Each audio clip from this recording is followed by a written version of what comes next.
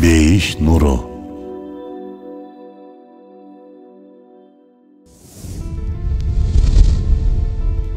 Аллахтын 99 ысым сыпаты. Куддус ысымы. Алла Куддус зат. Башкача айтканда бүткүл кемчиликтерден аруу. Алсыздыктан, жакырлыктан, күчсүздүктөн жана башка ушул сыяктуу бүтүндөй кемтиктерден алыс. Бул Куддус ысымынын жаратылган баардык жандыктарды материалдык жана руханий кирлерден тазалаган зат деген мааниси бар. Арине, сулуулуктан келет. Жан дүйнөсү сулуу болгон кишиден жакшы мамиле, колу гүл устанын колунан кооз иштер чыккандыгы сыяктуу тартуу сыйлыктар, жоомарттыктар, байлык, мал-мүлк да бардарлыктан келет. Анын сыңары бул аалам бүтүндөй сулуулугу менен жараткан Аллахтын сулуулугуна, кемчиликсиздиги менен анын чексиз илимине, тартиптүү аракети менен анын теңделгис кудуретине, казыналары менен Аллахтын бүтпөс байлыгына, тартуулары менен түгөнгүс жоомарттыгына ишарат кылат. Мына ушул сыяктуу эле аалам бүткүл сулуулугу жана кемтиксиздиги менен жараткан Аллахтын Куддус ысымын чагылдырып көрсөтүп турат. Бир көчөнүн бир шыпыргы тарабынан шыпырылып жаткандыгын көрсөңүз, бирок шыпыргыны кармаган колду көрбөсөңүз, эмне деп ойломоксуз? Бүтүндөй эл топтолуп, сизге шыпыргы өзү шыпырып жаткандыгын айтса деле ишенет белеңиз? Албетте жок. Балким бул сөзгө жатып алып күлмөксүз. Анткени шыпыргынын өзү шыпыра алуусу үчүн ал жашоого ээ болуусу зарыл. Жашоого ээ болбосо кантип шыпырсын? Жашоосунун болуусу эле жетиштүү эмес. Күч кубаты да болуусу керек. Бирок шыпыргынын күч кубаты дагы жок. Ошондой эле шыпыргыда шыпырып шыпырбоону тандай турган эрке, шыпыруунун пайдасын билген акылы, кантип шыпыруу керектигин билген илими деги койчу дагы толтура сыпаттардын бар болуусу абзел. Чынында бул сыпаттардын эч бириси шыпыргыда жок. Мына ушундан улам шыпыргыны кармаган колду көрбөсөк да, бул иш-аракетти жогоруда ысым сыпаттарга ээ болгон затка беребиз.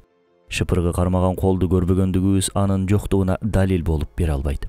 Тескерисинче, бул даанышмандуу аракет анын барлыгын далилдейт. Кызык, кичинекей көчөнүн тазалыгын бир шыпыргыга бере албасак, ушундай чоң ааламды жана ааламдын бир көчөсү өкүмүндөгү дүйнөнү тазалоо ишин кантип шыпыргы өкүмүндөгү себептерге беребиз?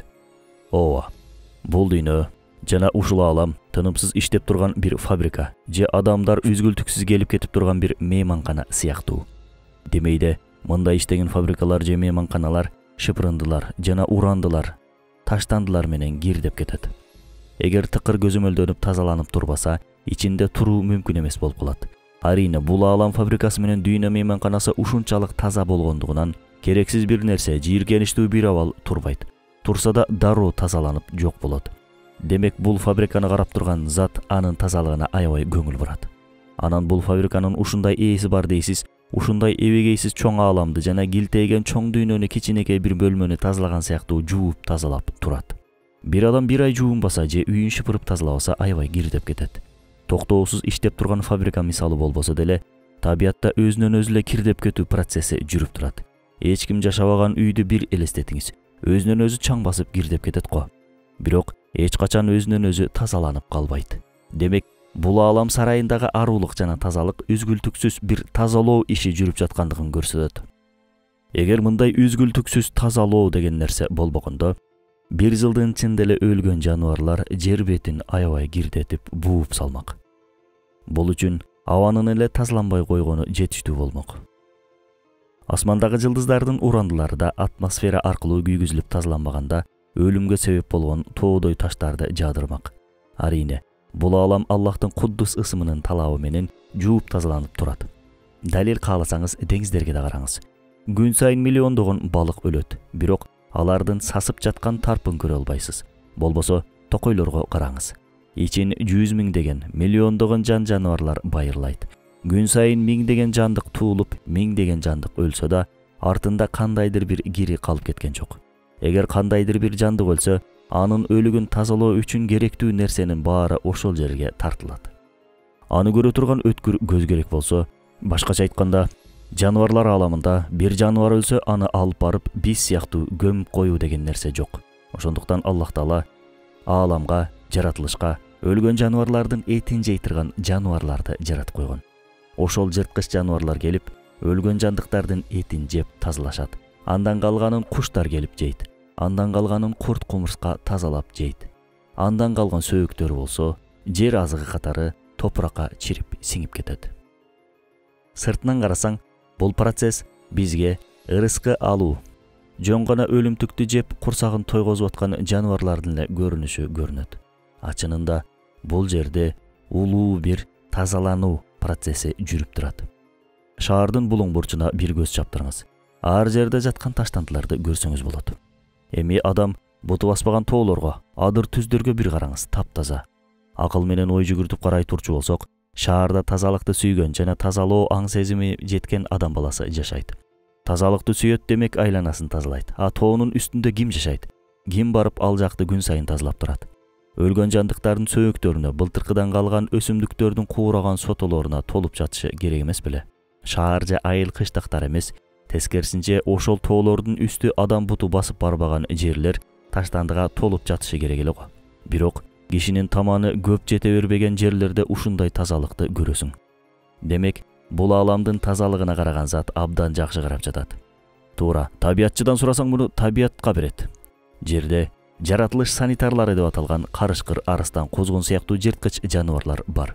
Сууда да ошондой эле санитардык кылган жырткыч балыктар байырлашат. Ошолордун себебинен тазалык ишке ашат. Бул дүйнө себептер дүйнөсү. Аллах бүткүл иш-аракеттерди бир себепке байлаган. Демек, мыйзам бар болсо, аны койгон бирөө бар. Аны аткарган бирөө бар. Мыйзамдар эч качан өзүнөн өзү жазылып, өзүнөн өзү ишке ашпайт.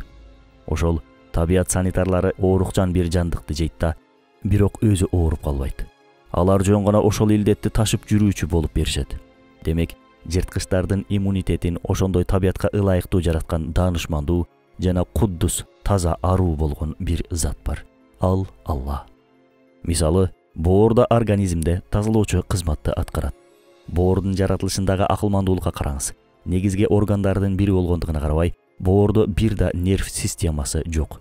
Эгерде нерв клеткалары болгондо, боорубузда дайыма ооруну сезип жүрмөкпүз. Себеби организмдеги шлактардын баары, кирлердин баары боорго барып тазаланат.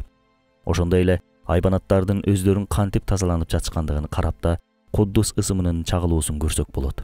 Чымындын тынымсыз өзүн тазалап туруусу, апакай жыландын жерге сойлоп жүргөнүнө карабастан таза ойдон калуусу, канаттуулардын өздөрүн жууп тазалоосу, айтор, булардын баары бизге алар жараткандын куддус ысымынын артынан аракет кылган Аллахтын аскерлери экендигин көрсөтүшөт. Болбосо аларга тазалык кылууну ким үйрөттү? Алар кимдин буйругу менен иш алып барышууда? Муну ойлоо, бул боюнча ой жүгүртүү ар бирибиздин милдетибиз. Кызык, жаратылуу себебибиз жана негизги милдетибиз Аллахты таануу жана аны ысым сыпаттары менен билүү экендигине карабай, булуттардан түшүрүлгөн жамгыр тамчылары менен жер бетинин тазалангандыгын көргөнүбүздө, бир жолу болсо да Аллахты куддус ысымы менен эстедикпи? Жамгырдын жаашы куддус ысымынын чагылуусу болгондугу сыяктуу, шамалдын согуусу да куддус ысымынын чагылуусунан. Ошонун арты менен абадагы жагымсыз жыттар жана улуу газдар шыпырылып тазаланат. Көзүбүздүн кирпиктери да көздөрүбүздү тазалоо менен бул ысымга күзгүлүк кылат. Секунд сайын алган демибиз аркылуу каныбыздын тазалануусу менен да куддус ысымынын чагылуусуна ар убак ээ болуудабыз. Ушул ысымдын чагылуусунун арты менен капкара топурак жана кургак бутактардан чыккан таптаза мөмө жемиштерге, жашылчаларга жана гүлдөргө караңыз. Анан Я Куддус, Я Куддус, Я Куддус деп жараткан Аллахты тасбих кылыңыз. Анын куддус ысымын ааламдын бүткүл жеринен окуңуз. Бир мисал бери кетели. Дагы бир өрнөктүү окуя. Бир жолу бирөө шекерди төгүп алат. Сабагына шашылыш болуп жаткандыгынан келип тазалайм деп, шекерди тазалабастан эле окуусуна жөнөп кетет. Сабактан келсе кумурскалар шекерди ташып бүтөйүн деп калышыптыр. Элестетип көрүңүз. Үй 4-кабатта. Жерден чыгып 4-кабаттын терезесинен кирип, ком шекерди уясына ташып жаткандык. Кумурскаларга 4-кабатта шекер төгүлүп калгандыгын ким айтты? Окумуштуулар муну инстинкт деп перде менен жаап коюшат. Бул деген акыйкатка көз жумуу. Же эмне? Кумурскалардын көзү ачыктык касиети барбы? Согуш болуп, кыргын болоор алдында да асманда кузгун сыяктуу куштар каяктардан келип айланып калчу дейт тарых барактары. Бул да инстинктпи? Кээде үйүбүздү тазалабай койсок кайдан жайдан таракандар пайда боло баштайт. А бул эмне анда? Жуунбай койсок бит дей баштайбыз. А бит кайдан жаралды? Бит да, таракан да тазалык жасоочу жандыктар.